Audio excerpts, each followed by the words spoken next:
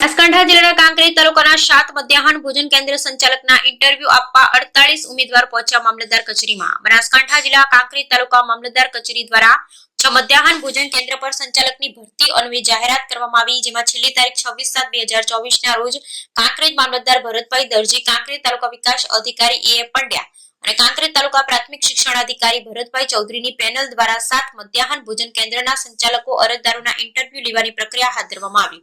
કાંકરેજ તાલુકા મધ્યાહન ભોજન યોજનામાં ભરતી માટે આવેલ અરજીઓ, જેમાં સલીમગઢ કેન્દ્ર નંબર 88 માંથી 13 અરજીઓ, મકવાણાવાસ કેન્દ્ર નંબર 102 માંથી 6 અરજીઓ, ખાખલેચાવાસ વડા કેન્દ્ર 135 માંથી 10 અરજીઓ, રૂની કેન્દ્ર નંબર 104 પરથી 4 અરજીઓ, નવાપુરાખી કેન્દ્ર નંબર 73 પરથી 4 અરજી અને ભદ્રેવાડી કેન્દ્ર નંબર 79 ઉપરથી 11 અરજીઓ આવી। જેમાં સૌથી અગત્યની બાબત વિશે વાત કરીએ તો કાંકરેજ તાલુકાના 7 મધ્યાહન ભોજન કેન્દ્ર પર સંચાલકની ભરતી થવા માટે ઉચ્ચ અભ્યાસવાળા અરજદારો પણ હવે બેરોજગાર હોવાથી પોતાને પગભર થવા માટે મધ્યાહન ભોજન યોજનામાં સંચાલકની ભરતી થવા માટે અરજી કરતા કાંકરેજ તાલુકામાં બેરોજગારી વધી રહ્યા હોવાના ઉત્તમ ઉદાહરણ તરીકેનો દાખલો જોવા મળ્યો।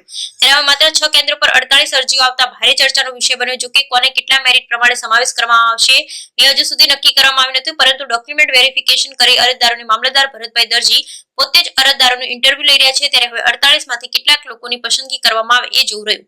આખરે કેટલાકની અરજી કોઈ કારણોસર નીકળી જાય તો નવાઈ નહીં। જો કે ડોક્યુમેન્ટ અધૂરા રજૂ કરવામાં આવ્યા હોય અથવા કોઈ ખામીઓ જણાય તો ઇન્ટરવ્યુ લેનાર અધિકારની સત્તાની રૂએ કરી શકે છે। ત્યારે હવે માત્ર 6 મધ્યાહન ભોજન કેન્દ્ર પર સંચાલકોની ભરતી હવે 48 નો આંકડો જાણવા મળે છે। એમાં કોણ પાસ કોણ નાપાસ એ જોવું રહ્યું। રિપોર્ટ રામજીભાઈ રાયગુર, કાંકરેજ, બનાસકાંઠા।